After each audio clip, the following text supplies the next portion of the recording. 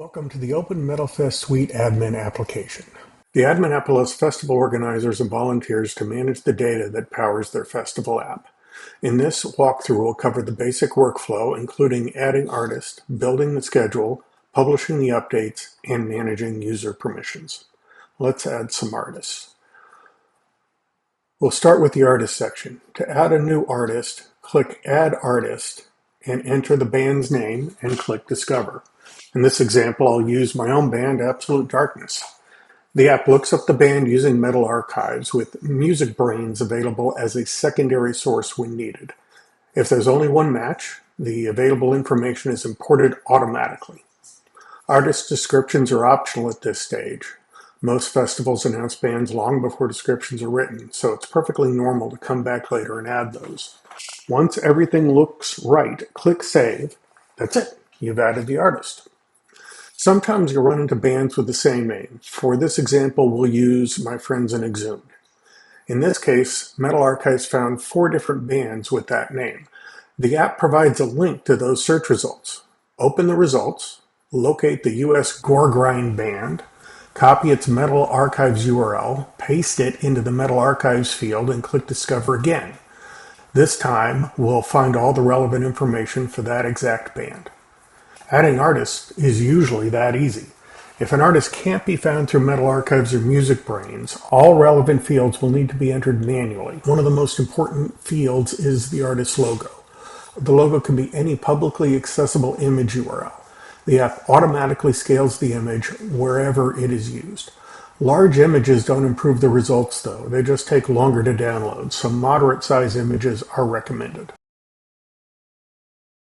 For artist descriptions, if you go into that section and click on it, you'll see the list of bands and whether they already exist or are available to add. Descriptions can be written directly in the app or linked from an existing publicly accessible source.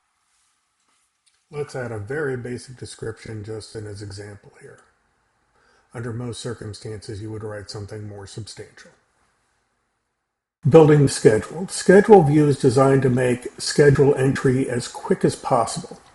Select the artist, event type, venue, date, start time, and then click Add. If the event runs past midnight, the app automatically adjusts the date for you. Several built-in validation rules help catch common mistakes before they become problems. For example, the app checks for overlapping performances in the same venue and validates event timing.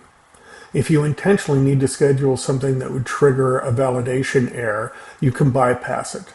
The validations are there to help prevent accidental data entry mistakes, not stop you from making decisions that are correct for your festival. Everything we've entered so far has been saved to the testing configuration. Users won't see any of these changes until you're ready to publish them. You can publish at any time.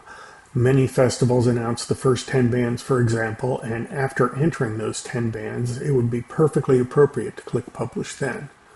When you publish, the updated data immediately becomes available to everyone using the app. Any newly added artists also generate automatic push notifications to users, letting them know that new bands have been announced. There's also a dedicated Send Alerts section. If you have permission, you can send custom notification alerts directly to every app user.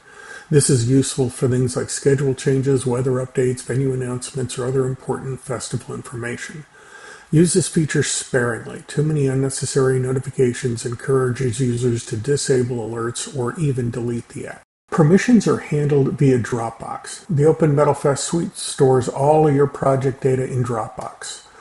What you do within the app depends on the Dropbox permissions you've been given, so different users may see different features. If something is unavailable, contact the person managing your festival's Dropbox folder.